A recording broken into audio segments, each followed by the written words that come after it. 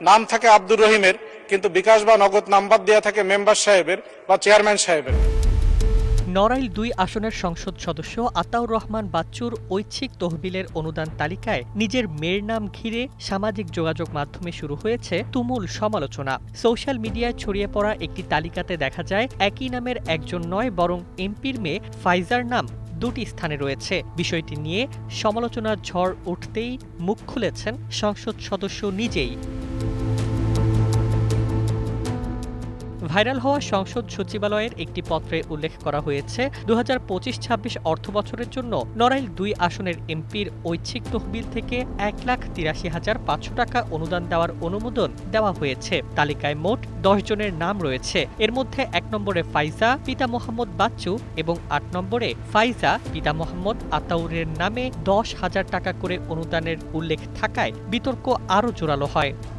নগদ নিয়ে এলো হার না মানা হার অফার। সর্বনিম্ন ১০,০০০ টাকা রেমিটেন্স নগদে পাঠালে থাকছে স্বর্ণের হার জেতার সুযোগ।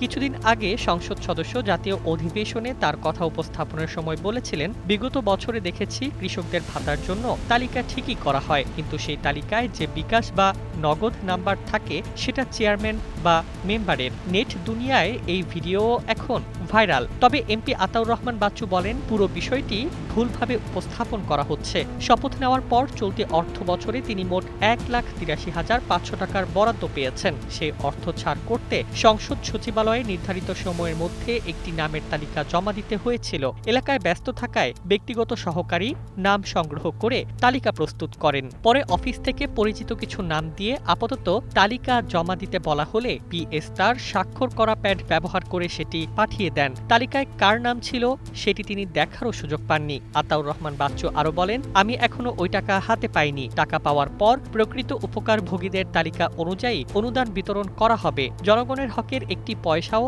আমি বা আমার পরিবারের কেউ আগামী ৫ বছরে স্পর্শ করব না। তিনি আরো বলেন, যারা তাকে হেয় প্রতিপন্ন করার চেষ্টা করছেন তাদের জন্য তার অফুরন্ত দোয়া রয়েছে। একই সঙ্গে তিনি জানান, উপজেলা নির্বাহী কর্মকর্তার কাছে নতুন ও চূড়ান্ত তালিকা পাঠানো হবে এবং সেই তালিকা অনুযায়ী প্রকৃত উপকারভোগীদের হাতে অনুদানের অর্থ পৌঁছে দেওয়া হবে। এদিকে সামাজিক যোগাযোগ মাধ্যমে বিষয়টি নিয়ে বিতর্ক অব্যাহত থাকলেও প্রকৃত অনুদান তালিকা প্রকাশের পরই পুরো ঘটনার সত্যতা স্পষ্ট হবে বলে সংশ্লিষ্টদের ধারণা। News desk, ২১ television.